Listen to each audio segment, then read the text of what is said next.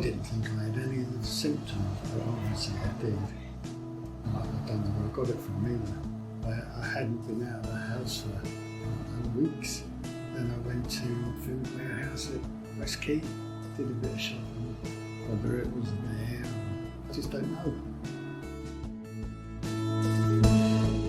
So I didn't know anything about it, but I was talking to my granddaughter probably yesterday.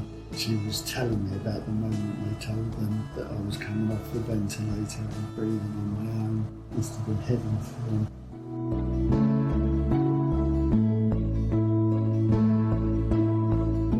I'm absolutely worried sick about me because they tell me I was so dangerously ill. I could have died any time because I had COVID, I had pneumonia, I had respiratory failure. The nurses were exceptional, physio people were exceptional as well.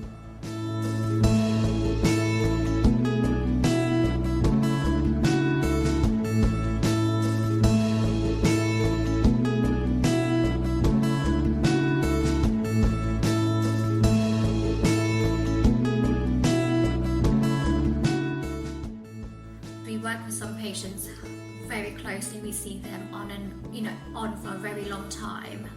In particular, one of my patients that still makes me very tearful. I've known for 2.5 years, seen him every 6 to 8 weeks, and he comes with his wife, and they're really lovely. We spoke about everything, not just about feet. And towards the end of his life, he was just not feeling very well. He had very swollen legs, but again he was very low risk for podiatry because his foot health-wise wasn't a concern, and he had lymphedema in his legs. And I just told him, I'm not sure what's happening with your legs. You have got poor pulses, but it's something maybe the nurses or doctors need to have a look at, because it could be to do with fluid retention, not being able to go back up again, or it could be heart. Has anyone looked at your heart recently? Because you're not breathing very well either, that I've noticed. And he laughed and he goes, I'll make an appointment. And then shortly after, he felt very ill. I saw him again and he said, I'm just waiting for a follow-up, but still don't know anything about the heart, they've not mentioned it. And then a couple of days later, he passed away. It just makes you think about your family, about the people you're around, people you care about. Patients as well, they are so high risk, and it might not be diabetes related, it's everything. Yes, we're in rheumatology at the moment, but you do think about those patients who have got inflammatory arthritis and they can't be seen, and you're kind of rejecting them. You can't just constantly check up on them as well, because there's not enough of us. As clinicians, we are human, we care too, and we do need care of ourselves. But I think just one thing I have learned is COVID does make you lonely, and it does really impact you.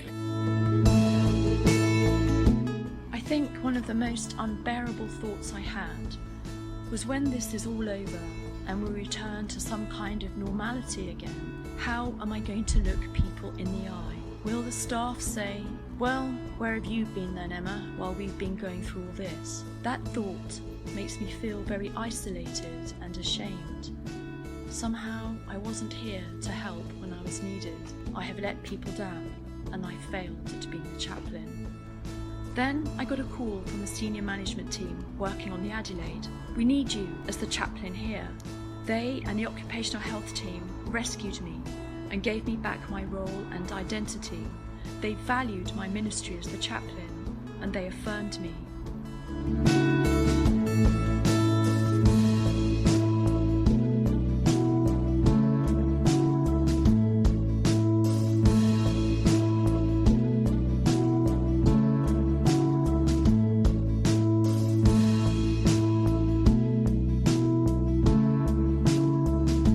In these unprecedented times, I'm forced to work remotely from behind a computer and over the phone.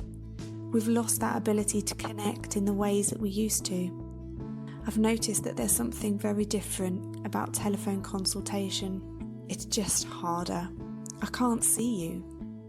I've noticed that people's tone of voice and expression of emotion is far less inhibited.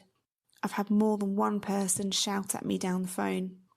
The constant worry we all have is draining for all of us.